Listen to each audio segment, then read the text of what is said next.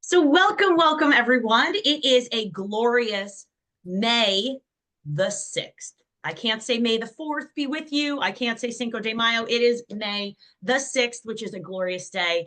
I am so grateful for all of you, whether you are on Instagram or Facebook, or you're on our recording, or you're listening.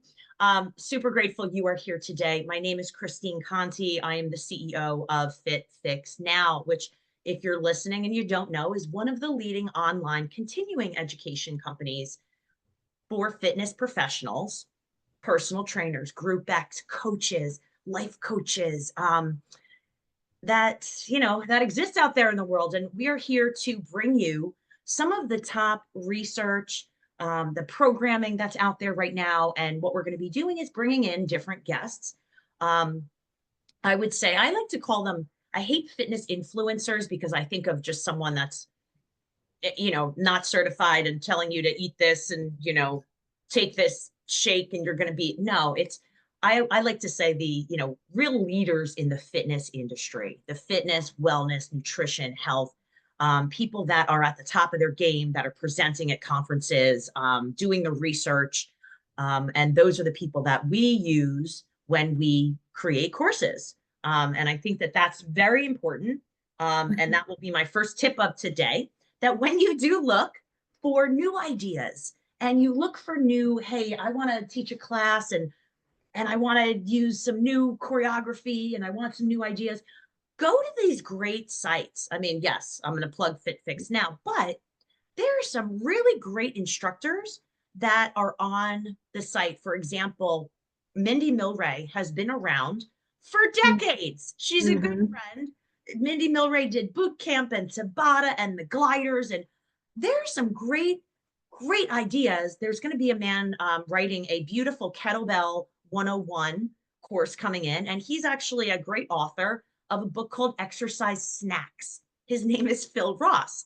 I'm going to be bringing him on. And what that, I personally love that title, but snacking, you don't have to have an hour straight of a workout. You can put in little snacks. For example, you don't need to have an hour of kettlebells. Put in some kettlebell snacks into your current programming. Maybe you're a personal trainer and you've never used one with your clients because you're like, I don't know.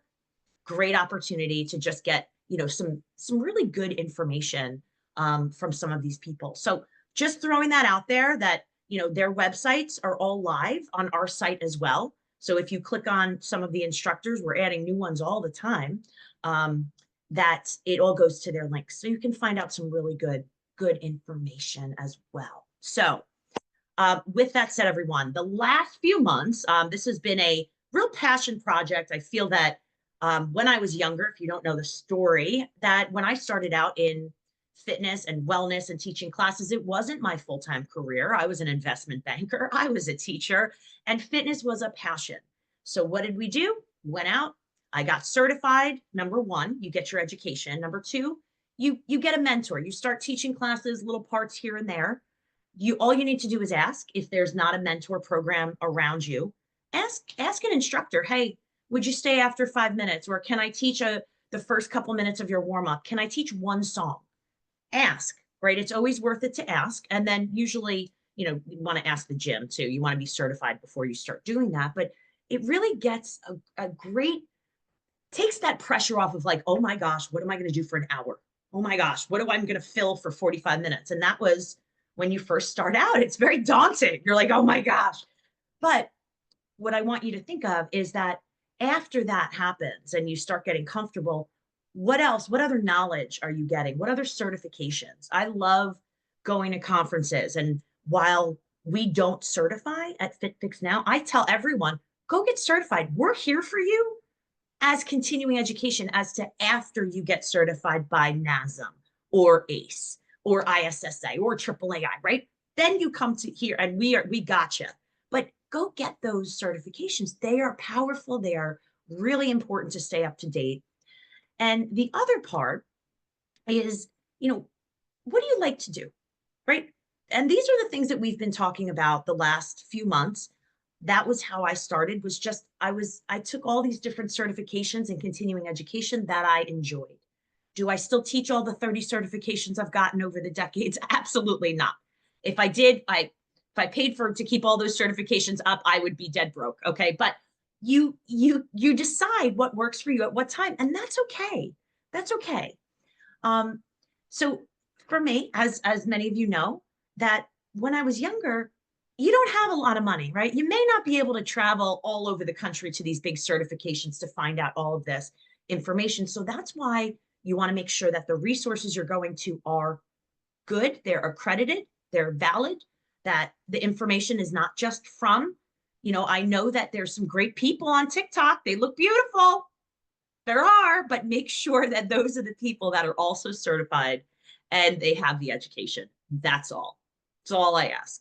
So we've been talking about, these different things over the last couple months. And I know that something for me, I wish I had when I was in my 20s, starting out, was a place, a forum where someone would answer some questions if needed, where I could go and get some tips from people that have been in the industry or building and scaling businesses in specifically the fitness business. So that is why we're here once a month. Tell your friends, enjoy everyone online. I see you, right? That's what's important, that there's a forum, and then questions as needed. The chat's always open. But every month I follow, or I, kind of talk about a different topic and just kind of put that out there. So today I wanted to talk about something that once you start teaching, or if you're deciding where to teach, this is what we're talking about today. So listen, now maybe you've got your certifications, fantastic. All right, you're starting to teach, or maybe you've been teaching forever. Now what? How do you decide where you're going to teach? And this is really interesting because we don't want attrition in the fitness industry. We want you to stay certified and stay teaching classes for life. Because right now, there's no profession that is more in demand than in health and wellness. Now, whether or not people are taking advantage is another story, but that is why we're here. We're here educating.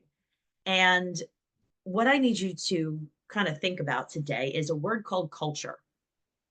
And that is something that when you are either you have your own business and you have employees, you have a brick and mortar, maybe you're online and you're working with other people, what is the culture that you're creating? And when you're going to apply to work at different gyms, whether it's a big box or a boutique, or maybe it's for yourself, what type of culture are you curating? And as a former English teacher, many of you know, I'm a big into reading. Yes, I'm big into books, and my book stands behind me, right? But I read other people's books all the time. And I was reading something recently, and I like to reread books, and it really struck me. And I want to share it with you because I think it's something that we need to think about a little bit more often for success. And the quote says this: collective character is vital to success. Focus on getting the culture right, and the results will follow. Now, focus on getting the culture right, and the results will follow. So I just want to give some examples of this for a moment, because I've worked with, I have worked in, I have consulted for so many different fitness businesses and companies, and their culture is all very different. Now, the culture of a CrossFit, I'm going to use that type of gym, is very different than a hot yoga studio. The culture of an Orange Theory was very different than the culture of a boutique spin studio. And what's interesting is that over the years, working with some of Orange Theories, for example, the culture that they built would breed this climate where people wanted to work harder. They wanted to show up. It was very important to them that they came to class. And there was accountability. There was a check-in. There was instructors knew you by name. Instructors had your names in front of you every class. So in case you forgot, They knew who you were. They also knew what spot you were at. So there was a lot of merch. Orange Theory wore orange, right? You were encouraged to dress the uniform. These little things, kind of super important. I want you to think about this quote today. I really, really want you to think about this quote for today's mentor monthly meeting. And I want to know, what is the culture that you're creating in your gym for your clients?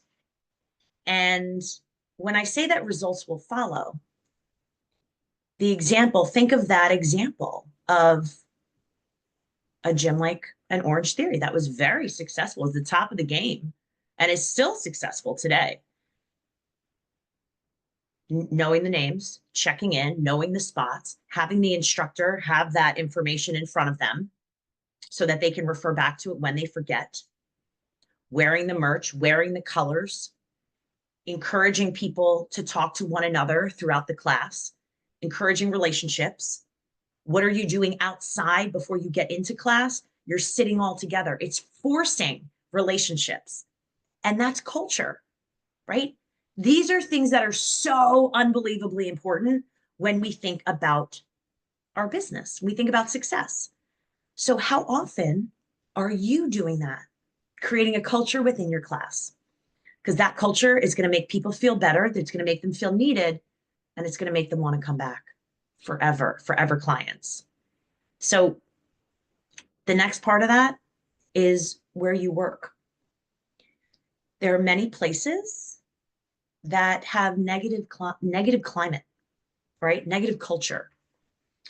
And if you go into a gym, I always say, before you apply to work somewhere, to teach a class, to be a trainer, I want you to go in there and I want you to work out there. And I want you to take the classes and I want you to talk to the instructors and I want you to listen and I want you to watch. I want you to watch the interaction between the front desk and the managers. And I want you to watch the interaction between any of the fitness instructors and personal trainers. Are they cordial? Are they, hi, how can I help? How's your family? How's the blah? Or is it, oh, the starter is broken again and this is like ridiculous. I can't even.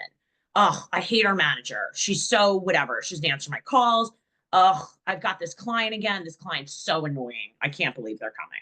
Oh, I hate that personal trainer. They're always late and are you hearing this? When people talk about other people, that is a negative, toxic culture. Do you want to be a part of that? Or do you want to be a part of something that is positive? Because your clients will feed off of that toxic energy and they will take it on. Negative energy breeds negative energy. So again, today's monthly mentorship meeting, that word culture is what I want you to think about. What is it that you are doing to cultivate positive culture, positivity? And what type of place are you working? I'll tell you right now, if you are working at a gym where there's not a monthly meeting or a monthly check-in or some sort of, I don't know, maybe it's Cinco de Mayo, right? And they're doing a special like, hey, let's get together. Let's do a picture. Is there something happening that's celebrating the culture, celebrating all the people that are there? In addition, as the instructor, right? Maybe you're just the instructor. Are you being celebrated? Do you feel that this is a welcoming community for you? Or do you feel like you're being attacked or intimidating if something goes wrong? Think about it. So create that culture. As I said, focus on getting the culture right and success will follow. And success could be forever clients. So with that said, that is my takeaway for today. For today, our May monthly meeting. What I would love, if there are any questions that you would like to put in the chat or you would like to throw on our Instagram page. Obviously, this takes place the second week of every month.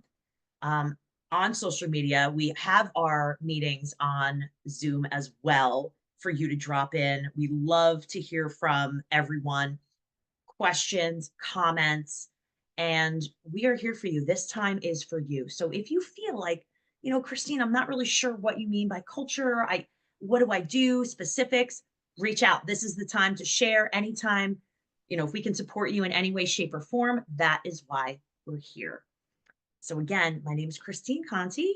Yes, I'm going to stick around for a little bit on our Zoom meeting to answer any questions that might be on there. If you're on Instagram, feel free to drop any comments in there. Obviously, we'll get back and can answer those. But make sure in the meantime that you are keeping your certifications valid. You are doing your continuing education.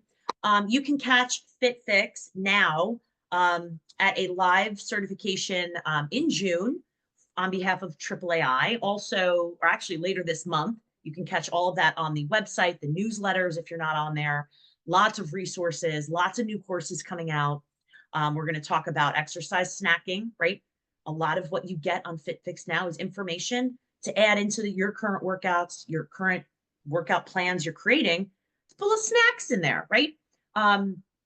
We have Phil Ross. Master Phil Ross is going to be writing a Kettlebell 101 certification, and or a little workshop, I should say, for continuing education on the FitFixNow platform. And he's an author of Exercise Snacks. So kettlebell is a great snack to throw into your workouts if you've never used those before as well. And you'll find a lot of information. So make sure you keep those relevant.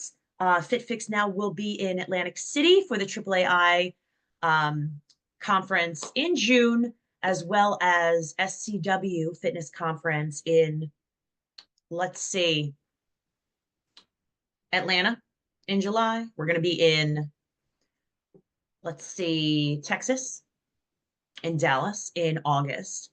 And also we will be in Sacramento, California for the Idea World Conference. So those are just a few of the many things that we're going to be doing. Also the Collegiate Fitness Directors Conference as well. So we are all over the place. We are looking for you to keep your certifications valid. And of course, we are bringing this, and we are open to bringing this to your corporations, to your gyms, to your businesses. So if you have, if you are a business owner, you want to bring continuing education, we blanket that for colleges, we blanket it for companies, we blanket it for even boutique or private gyms as well, so that all of your instructors and trainers can stay certified and make sure that it is accredited, it is affordable, and of course convenient. So Connie, thank you. I see you showing up. Awesome.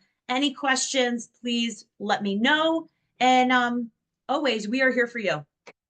Yes, you can, everyone. See you all soon, and we'll see you next month. All right, I'm ending social media.